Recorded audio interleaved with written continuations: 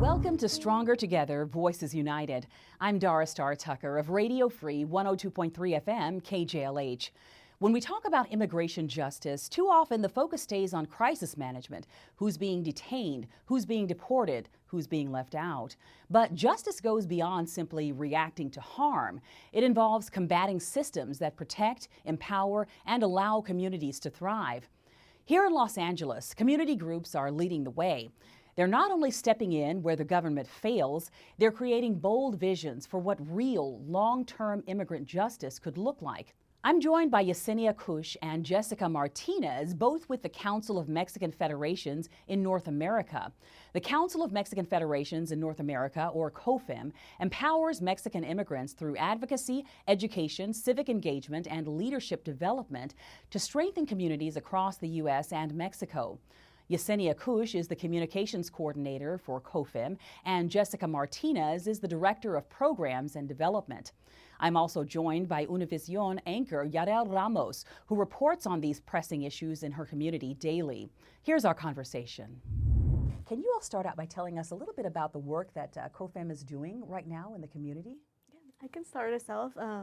Well, COFEM, at the moment, we're doing a little bit of everything. We have different programs that we have developed over the years, but our main mission is to empower immigrants to be participants of the political, the social, the economic life of the United States and their home country. We have a binational agenda. And since November of last year, we started with the Know Your Rights presentation. That's through our immigration integration program. Our immigration integration program since 2016 got the Department of Justice accreditation to provide legal services, helping residents apply for U.S. citizenship, renew their green card, renew DACA. And we do this at no cost or low cost. In the past, we had funds to actually provide them with the checks so they can do it for free, everything for free. But then after November, after the elections, we saw the need to prepare our community, to inform them of their rights and how to prepare their families. So we started with the Know Your Rights presentations in different areas of LA County. We partner with organizations, we partner with churches, with different, like for example, Cerritos College. We have partnered with them, and we did these presentations where we informed the community about the rights. We actually had a massive red card distributions, or the Know Your Right distributions. We found a donor, and they helped us print 100,000 red cards, and we distributed 50,000 of them in Southeast LA, and then we distributed another 50,000 in at the valley, in the valley. So we did that, and then we saw that the current administration wasn't following procedure. They weren't following a due process. So we saw the need to prepare our families to act when this type of things happen, when this uncertainty, when they are not protected by the law, even though there is a law there in place. So we started with the family preparation, how to prepare them when they encounter ICE, and how to prepare them in case one of their family members get detained and get deported, how to prepare them not only here in the United States, but also in their home country. And we're doing more than that, and I know my coworker Jessica can elaborate even more. Yes, in addition to everything that Yesssina just said, our immigrations program is also in the Coachella Valley, where we're actually presenting today to the city of Coachella to see if we can work with them to give 60 people full immigration fees. So we're going to pay their immigration fees. That's a huge burden lifted. You know, $765, that's how much it costs to become a citizen. 520 to renew green card, and about 620 to renew a work permit for DACA recipients. So it's a great thing that the city of Coachella is doing. They opened up this opportunity because they saw a need in their community, as we are all seeing a need, especially with, you know, the Supreme Court rulings that just happened. Yes. we all need to be more active, right, in responding to these threats, because that's what they are. They're basically telling us what they're going to do. So that's where, with immigration services, that's one of our strategies. We're also training promotoras, civic promoters. That's what we call them. We just graduated 40 people. So it's 40 civic promoters. We taught them the basics of advocacy, and then we have a campaign with Nature for All here in LA to teach them about the importance of access to public lands and, you know, the unfairness of like our communities not having access to green spaces like that. Well, I want to come to you, Yarel Ramos of Univision. What are some of the immediate needs that you are seeing on the ground? I know you're working in media. You get to see all kinds of stories that are unfolding, and you get to see these stories be humanized in a way that maybe a lot of us don't. What are some of the needs that you're seeing on the ground on a day-to-day basis? Definitely touching back to what both of the ladies were mentioning when it comes to understanding the process of being legal in the United States, right? We have this idea, or we've been told many times that, you know, do this the legal way, do this the right way. The process is daunting. There's no precise legal way to be to have any kind of residency or citizenship, or after citizenship in this country. It's not an easy pathway. It's not a fair pathway. It's not an affordable pathway. There's families that have been here for decades, paying taxes, contributing to the economy, sending their kids to college. Their kids are part of the military, being vital elements in their communities, and they're still living in uncertainty. And those are some of the stories that we get to cover a lot. And lately, they've been definitely more pronounced in families and dynamics with mixed status, where parents might be undocumented. They have been undocumented and living in the shadows for 30 years. And where do they go back to? What do they know in their home countries? How will they survive when their children are still here? Some of them still underage. So those are the battles, you know, the internal battles, the emotional battles that a lot of families are facing, aside from the money, right? Like we talk about the fact that a lot of these families aren't working. They're not working because then they're not spending, so they're not contributing to their local economies. They're worried to even leave their homes. And now they're concerned about their kids. They're not sending their kids to school. And if they are, the kids are traumatized, right? What happens when you're scared that ICE is going to come to your school or come to your apartment complex, and what do you do? There's not even like a protocol for what's going to happen to these children. Will they go into foster care? Who's going to watch over them? Who's going to take them in? Can they go back will they become now Mexican citizens or citizens from their parents' home country? So there's so much uncertainty, there's so much worry. And with all of that, we add that the process is not, we don't have a certain process for people to follow, for people to come here and be like, well, I paid so much in taxes, this is my home, I bought this house, can I have a pathway to residency? It's not easy to become a citizen. You have to go through courses, you have to pass classes. You're talking about people that have been living here for 30 years, that are 60 years old, that are like, wait, you're telling me that I have to learn a completely new complex government system, and then I'm going to be tested on it, and then I have to pay $700 and then renew it every year. So there's so many elements, and those are a few of the stories that I feel like that we have to listen to and also tell every day, that sometimes go unnoticed. Yeah. And as she's speaking of, you know, the logistical, really the financial, the logistical process and the cultural process of really working towards, you know, there is not really a pathway to residency, a pathway to citizenship. And as folks are navigating this difficult terrain, the folks that you all are working with, what are some of the biggest challenges that you see people facing on a day-to-day basis as they're trying to work towards, you know, whether or not they can even find a pathway to residency or citizenship, as they are worried simultaneously about ICE raids and, you know, these attacks on their status here? It's definitely concerning. We have had citizenship workshops where we bring attorneys to provide free legal consultations for our community members, and many of them try to find a way to for a legal path. But right now, with the current administration, it's very difficult to get a way to do to get legalized.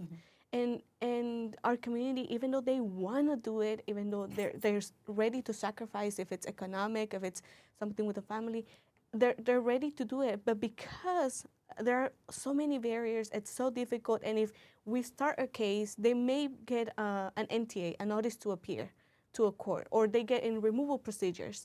And right now, at this moment, it's very scary for someone to start a new case, to start a new application, to send a new application. It's very difficult, and we've seen that in the community. And even that, Dara, like we've seen the cases of like TPS, which is temporary protected status, that a lot of people are under, which is a status that they could be in the country, that they could work, that they seek asylum in the U.S. Many programs for many different countries for a variety of reasons, environmental reasons, wars, crime in their home countries, and those have been removed. So what happens to thousands and thousands of those people who are here, who are working, and it's like in limbo, like, wait, so I'm gonna be undocumented. So I go into the system where they have all this information, all of my information, and they know I'm undocumented and I'm walking the streets. And with that, you get a notice of like, oh, appear in court, right? You have we're following your process. It's been years. Let's get you residency. Appear in court, and we're seeing arrests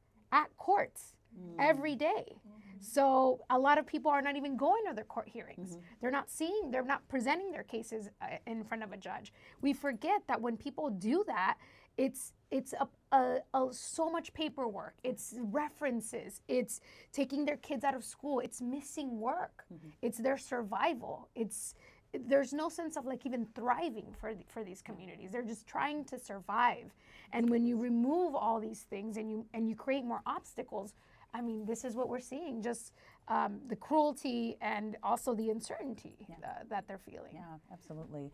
Well, Jessica, I want to ask you, what, from your point of view, just with the work that you're doing on a daily basis with the immigrant community, what kind of policies and protections would make sense right now, in your estimation, to create the greatest sense of safety and security for our immigrant population?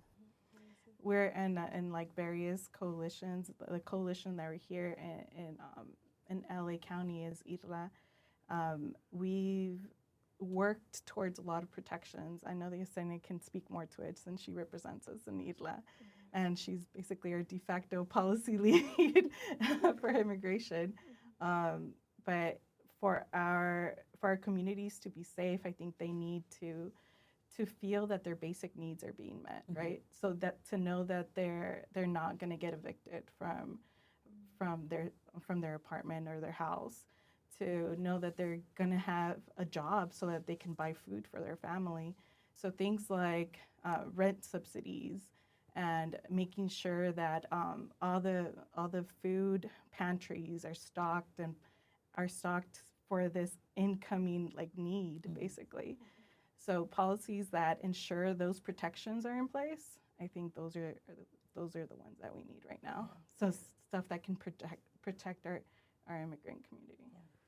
And what would you say, Jessica, are some of the things that folks who would consider themselves allies can do in this moment? How can we as a community help to support you in the work that you are doing right now? Volunteer at your local organizations. If not with your time, with your skill set, hey, I know how to, Do flyers. Do flyers, yeah. Something simple. Like something simple. Time is so precious to us right now. Like today especially was so busy. I had a program meeting. There was a meeting with a potential funder, meeting with the city of Coachella. So for us right now, nonprofits are under attack, as you all have seen in the news, and we're limited capacity, and what we need is time. So if you can donate your time, donate your services, and your money, it's always good. But that's what we need right now. And Yesssina, as we're wrapping up this conversation, I want to ask you, what motivates you? What keeps you driven to continue to do this work? Because I know you can probably get a little bit bogged down, with just how, upsetting or sad it can be to watch some of these stories play out. But what keeps you motivated every day to stay in the fight? Actually, I came to this country as an unaccompanied minor. I was 17. I turned 17 while I was crossing Mexico. And I stayed for 2 months in a foster home. And I went through the system. I remember I didn't know anything about this country, not about the education, not about the judicial system that we have in place. But, God put angels in my way to guide me. I was able to get an attorney and a free attorney from a nonprofit organization. They took my case and they helped me apply for a green card that I eventually, after about 7 years, I was able to get a green card through the special juvenile status visa. I graduated from high school. I went to college with the intent to give back to my community because someone believed in me. Someone helped me to get to where I am now. And I think seeing my family, seeing my community, how we are in survival mode, how we are under attack, and how families are being separated. And I went through that as an unaccompanied minor when I was in the foster home system. Being without your family, it's a traumatic experience. It can be good, but it is a traumatic experience. Even though I did have a good experience, but without my family, it was a traumatic experience for me. And being able to navigate this complex systems that are in place here in the United States were difficult, especially without the support of someone who has gone through that. I was the first in my family to graduate from high school here in the United States and then go to college. So I think that's what keeps me motivated to see my community and to be able to be on the right side of history. I want to thank Yesssina and Jessica Martinez of COFEM and Yarel Ramos of Univision for joining me and for sharing not only the realities of this work, but also the vision for what's possible. What we've heard today is clear. Immigration justice can't just be a fight for survival. We must continue to fight for transformation, changing the systems that cause harm, and creating a future where families don't just endure, but truly belong. And that vision is not just theirs alone, it's ours to carry too. Each of us has a role, whether it's supporting grassroots organizations, pushing for policy change, or simply standing up for the humanity of our neighbors. Because immigration justice is not just a human rights issue. It's a test of what kind of country we want to be. This is Stronger Together, Voices United. I'm Dara Starr Tucker of Radio Free 102.3 FM KJLH. Thank you for listening, and thank you for being a part of the fight for lasting justice.